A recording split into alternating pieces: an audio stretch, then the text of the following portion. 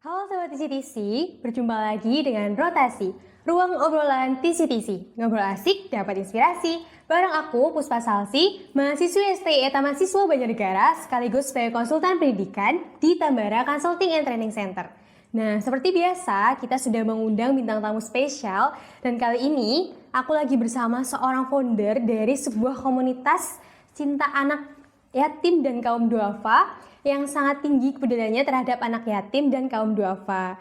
Pasti teman-teman sudah gak sabar ya dengar cerita kisah inspiratifnya. Yuk langsung aja kita sapa.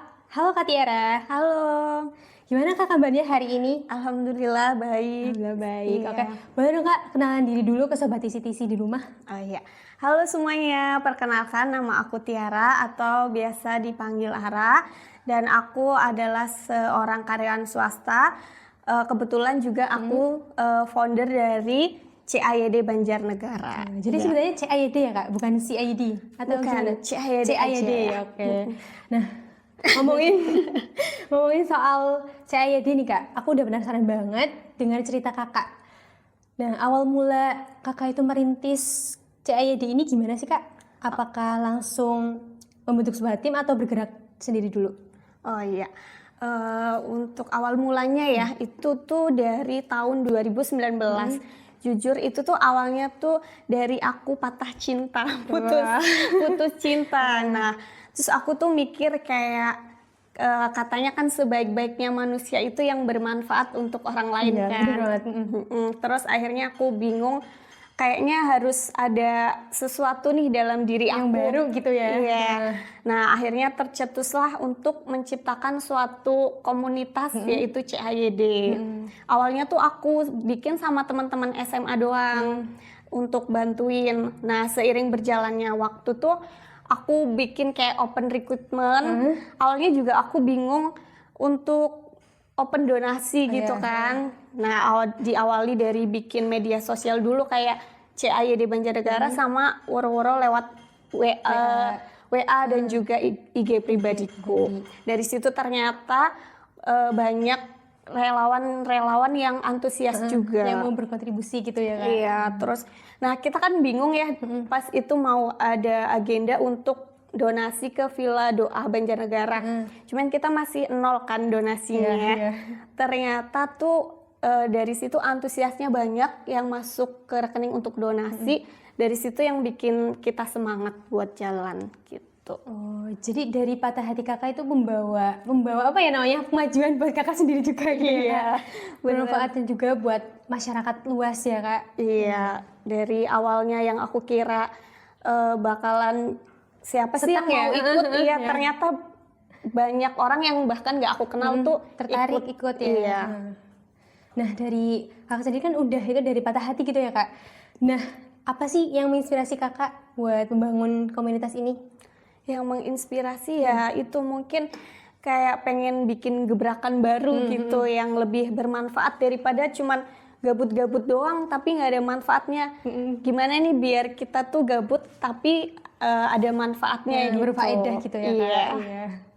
Nah, dari namanya ya Kak, Cinta Anak Yatim dan Kaum Duafa atau CAYD, itu ada filosofinya nggak Kak? Filosofinya mungkin kalau cinta anak yatim itu kan lebih kayak fokus sama yatim ya. Iya. Nah, aku pengen nggak cuman fokus sama yatim tapi juga sama kaum duafa yang cakupannya tuh menurut aku lebih luas. ya. Iya, jadinya makanya tercetuslah CAYD Banjarnegara gitu. Nah, kalau misal itu kan berarti udah berjalan berapa lama Kak itu? Berarti kalau dari 2019 kurang lebih udah 5 tahun ya. 5 tahun. Hampir 5 tahun, dan kita menurut aku tuh salah satu komunitas sosial Banjarnegara itu yang eksistensinya tuh masih berjalan sampai sekarang gitu. Nah, dari tadi kurang lebih 5 tahun ya? Itu program kerja apa yang udah sering berjalan gitu? Program kerja tuh kita ada yang rutin ya. Yang rutinan tuh ada setiap minggu itu kayak Jumat Berkah. Jumat Berkah. Nanti kita akan kasih ke duafa di sekitar relawan teman-teman. Terus kalau yang tahunan tuh kita ada BBYD namanya. BBYD. Itu belanja bareng yatim duafa. Oh, BBYD. Iya, BBYD nanti kita biasanya ke Depo Pelita tuh. Oh, Belanja untuk Lebaran atau alat tulis dan baju-baju. Terus ada acara juga biasanya setahun sekali ke Seruling Mas.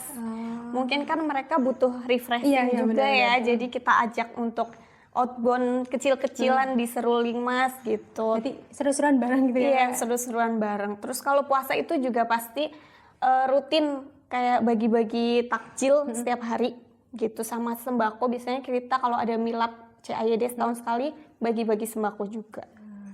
Gitu. Kalau dari program bulannya ada Kak? Program bulanan paling ya itu yang mingguan ya, yang Jumat Berkah. Jumat Berkah. Itu ada ketentuan nggak sih Kak dari kecamatan di daerah mana gitu? Daerah mana aja pembagian buat itu program iya. kerjanya? Kalau itu sih kita masih kayak random aja random. gitu. Random gitu. Jadi random gitu ya Kak? Iya.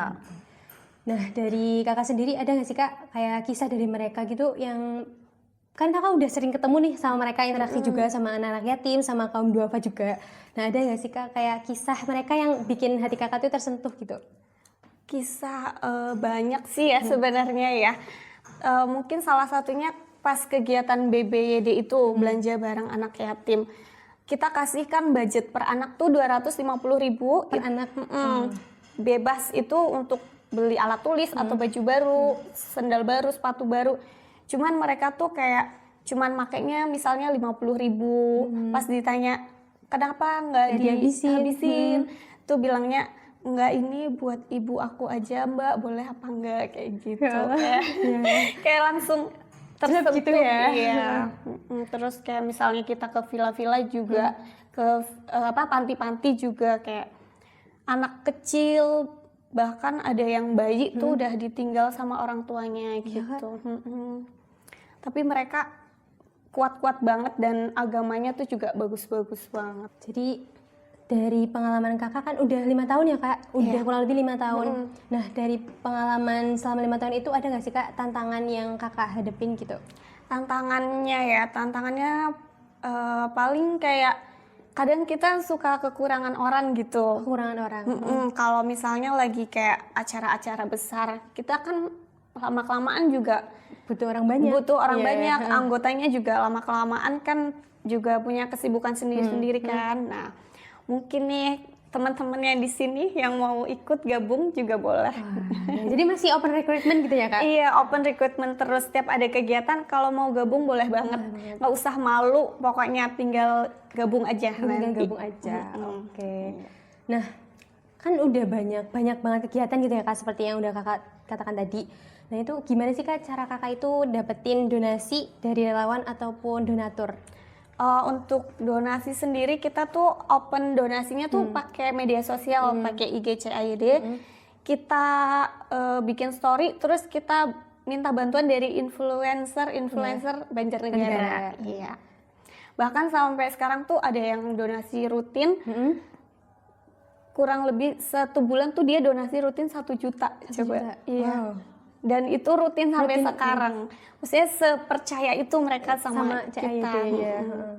Dari sekian banyaknya kegiatan ya Kak, dari kegiatan sosial yang udah Kakak lakuin itu kan di zaman sekarang udah banyak banget penipuan yang berkedok penyaluran dana. Nah, gimana sih Kak tanggapan Kakak terhadap hal itu?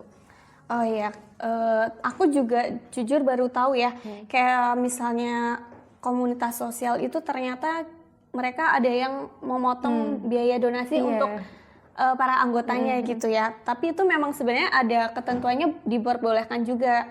Cuman kalau dari CAYD sendiri itu kita sama sekali nggak ada ambil untuk kita relawan-relawan. Paling kita cuman untuk kepotong administrasi bank. Oh, jadi full didonasikan gitu ya? Full didonasikan, dan itu juga rekening khusus untuk donasi, jadi tanpa konfirmasi pun nggak ada masalah. Nggak ada masalah gitu ya. Dan untuk laporan keuangannya sendiri itu kita transparansi ya. Kita share setiap hari di story Instagram melalui spreadsheet gitu. Jadi semua orang bisa akses. Jadi cara Kakak buat mentransferkan dana biar masyarakat tuh percaya kayak gitu ya Kak? Iya. Biar dibuat spreadsheet di media sosial. Iya, nanti kalian bisa klik linknya, terus nanti bisa kelihatan tuh diakses ya. Yang masuk ada berapa dan pengeluarannya ada berapa. Nah, Kak biasanya kan di dunia aktif kayak kakak ini dunia aktif di sosial gitu, pasti ada prinsip yang dipegang teguh gitu ya.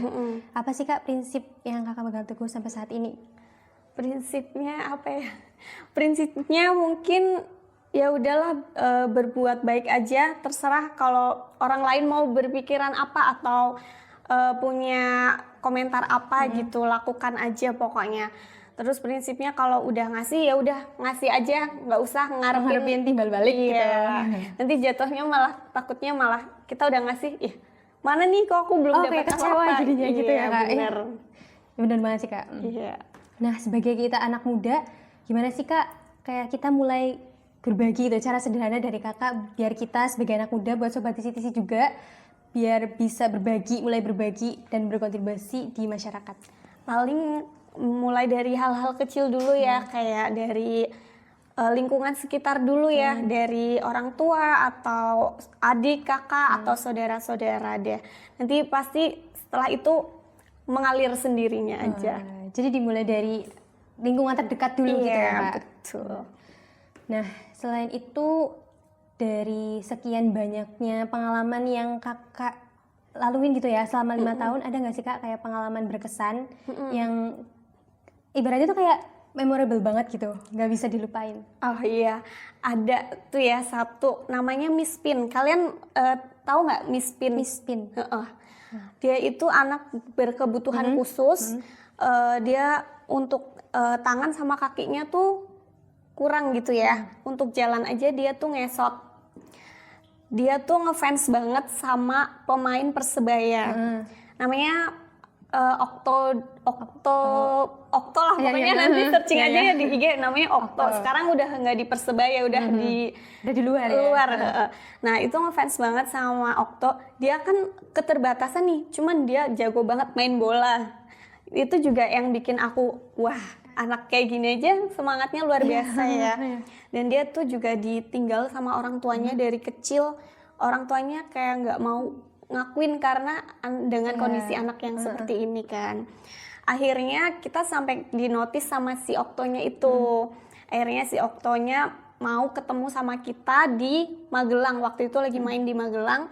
Nah dari situ itu yang paling berkesan sih, kayak bisa nemuin sama idolanya gitu. Iya sih kak. Iya, apalagi pemain Persebaya kan. Itu sih. Nah dari sekian banyaknya anak-anak yang kakak temuin itu, ada nggak sih kak kayak pesan dari mereka yang membuat hati kakak tuh kayak lebih bersyukur, jauh lebih bersyukur gitu? Ada yang pesan yang mereka sampaikan gitu? Ya itu sih paling kayak kalau mereka sih kayaknya kalau aku lihat justru jarang ngeluh ya. Jarang ngeluh? Iya jarang ngeluh, bahkan kayaknya nggak pernah ngeluh dan mereka kayak happy aja gitu. Apapun masalahnya happy gitu ya? Jadi kayak kitanya mau nanya juga kayak udah malu sendiri. Iya, kayak ya udah kayak pengingat kita buat lebih bersyukur aja sih. Pengingat ya, aku juga ya. Iya, kita semua. Nah, dari sekian banyaknya perjalanan ya Kak, pasti kan banyak lika-liku ya Kak. Nah, dari Kakak sendiri apa sih tantangan terbesar yang pernah Kakak laluin? Paling kalau tantangan terbesarnya saat ini itu yaitu kekurangan orang tadi. Nah, harapan aku nantinya kan aku sendiri juga punya keluarga, nggak tahu nanti berapa tahun ke depan mungkin aku akan punya anak atau yang lainnya juga nantinya akan punya keluarga. Pasti prioritasnya kan nanti udah beda.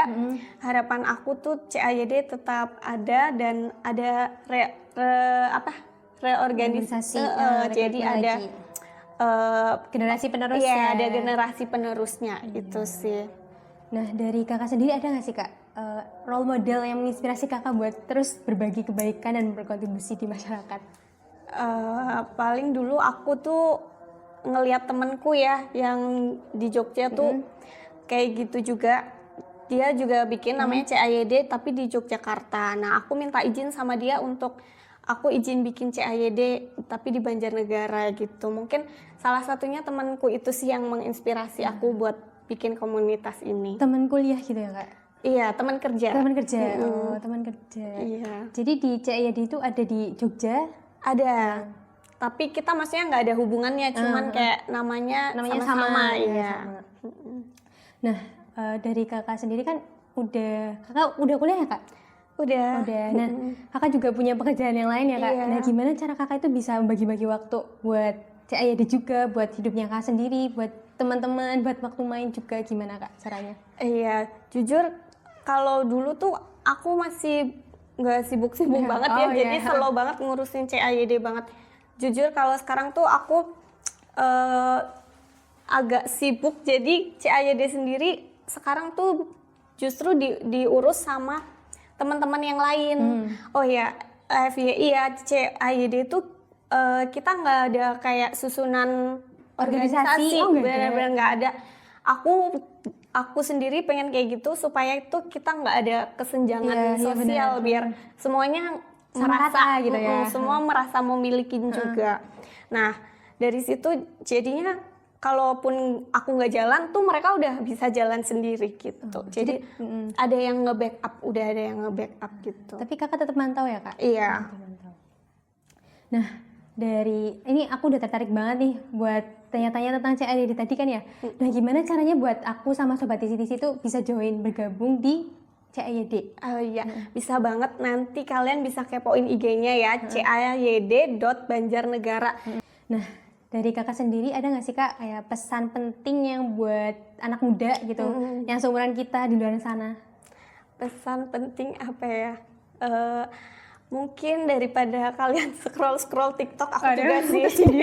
Aku juga tersindir sih. ya. Ya ada kalanya sesekali tuh gunakan waktu gabut kalian tuh ke waktu yang lebih bermanfaat gitu. Pesannya itu. Terus jangan malu, jangan takut. Kadang banyak nih kayak yang nge-DM, Kak aku pengen ikutan tapi aku malu, Iya. aku takut, Iya. terlalu mikirin omongan orang Iya, gitu. iya. Kita juga sama kok, kita tuh cuman orang biasa, bukan yang alim-alim banget iya. gitu ya. Jadi ya udah, jangan peduliin omongan orang. Kalau mau ikut aja, nggak apa-apa gitu. Iya. Dan aku terima kasih juga sama teman-teman CAYD. Boleh ya? Iya boleh banget. Sama Abi, sama Vian, Vea, Indra, Wening, semuanya yang udah ngebantu nge-backup aku. Pokoknya tanpa kalian tuh eksistensi CAYD tuh nggak bakalan ada sampai sekarang ini gitu. Mantap kak, Insya Allah. Iya.